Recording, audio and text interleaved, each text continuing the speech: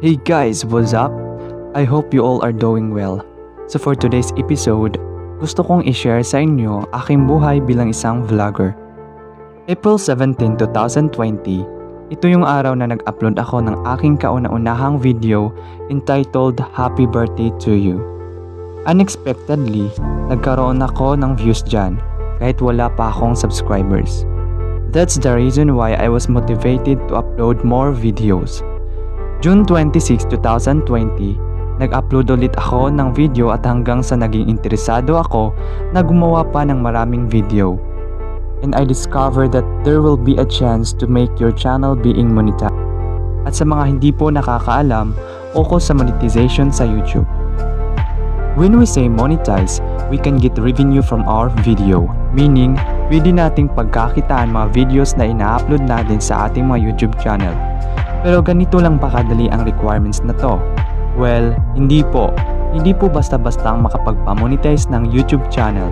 Because based on the requirements of YouTube, we need to reach at least 1,000 subscribers and 4,000 watch hours para makapag-apply ka sa YouTube Partnership Program.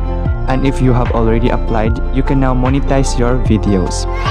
Guys, sa mga naniwala po na within 1 year, kung hindi po ma-reach ang requirements ng YouTube, ay magba-back to zero lahat.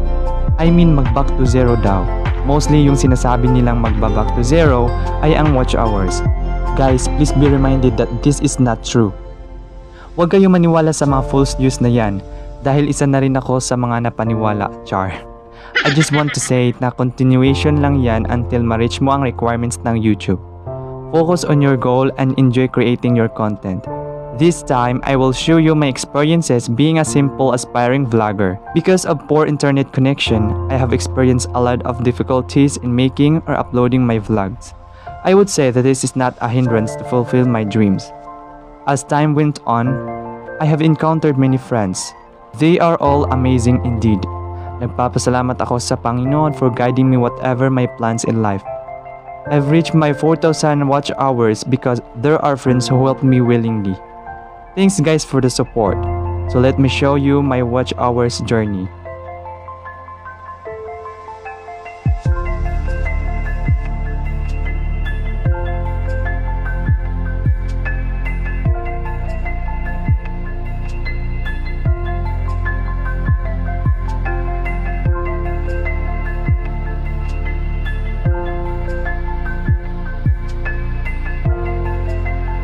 Sa wakas, after 1 year, na-monetize din ako at dahil yun sa tulong nyo guys.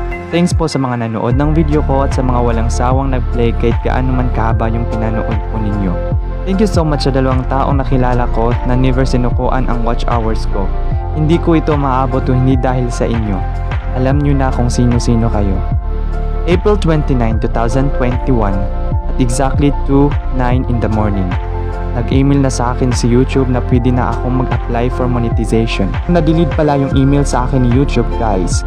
Dahil na-excite akong ma-monetize, nag-apply ako noong April 28, 2021. Finally, on April 30, 2021, na-approve ako to join the YouTube Partnership Program. I felt so happy. I am very thankful to you all. At hanggang sa nagka-interesado ako na lagyan ng join button ng aking YouTube channel, na-switch on ko na rin yung super chat and super stickers. At ito ang dahilan kung bakit na-reach ko agad ang $10,000. Na-reach ko agad ang $10 na kailangan para magpadala ang YouTube sa akin ng pin mailer. Google AdSense pin ika nga. Yes guys, if you are new monetized channel, kailangan mo mag-ipon ng $10 for the AdSense pin. Kailangan mo ito para may padala nilang AdSense na kailangan para ma-verified yung AdSense account mo at para hindi ka mawala ng mga advertisement.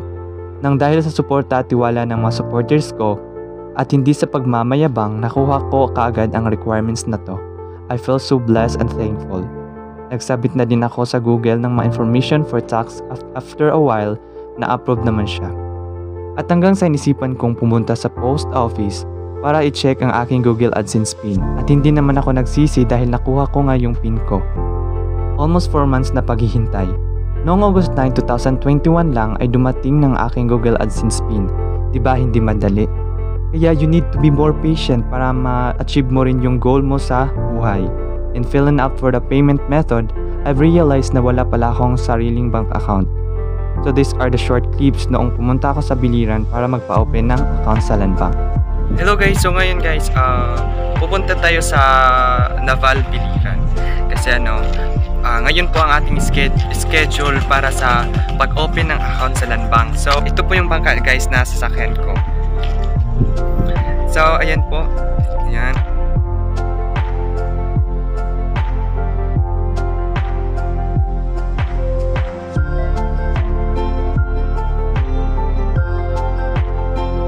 So guys, ayan.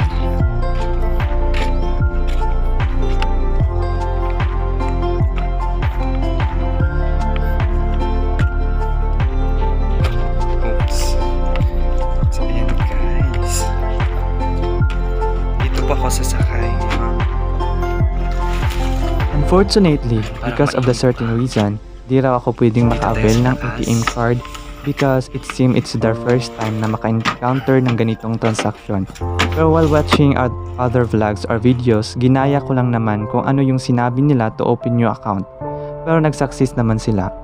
Why I'm choosing Land Bank? Dahil may malapit na lang bank ATM machine dito sa amin at maliit lang daw ang kailangang i-deposit kung ikumpara mo sa ibang bangko. But when I realized na may bank account pala yung sister-in-law ko sa Land Bank, and currently I'm temporarily using my sister-in-law's bank account. So yun nga guys, nailagay ko na din sa primary payment method. So nag-send na din sa akin si YouTube ng email na naipadala na raw nila ang unang sahod ko sa YouTube.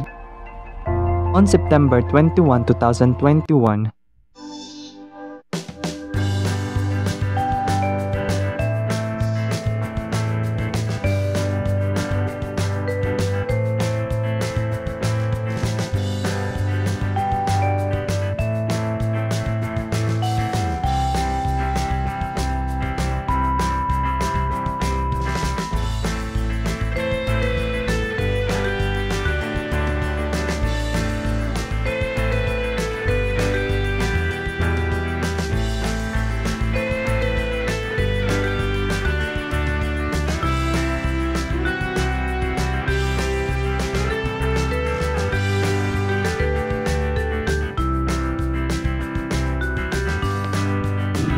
On September 21, 2021, nakuha ko na yung first sahod ko at sa hindi pagmamayabang, 9,000 po ang sinahod ko.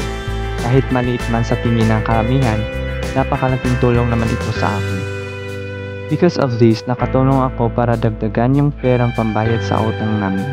Since first year college na ako sa dating ng pasukan, it's a big opportunity para makaipon ng pera na maaaring magamit sa aking pag-aaral since my parents don't have stable job.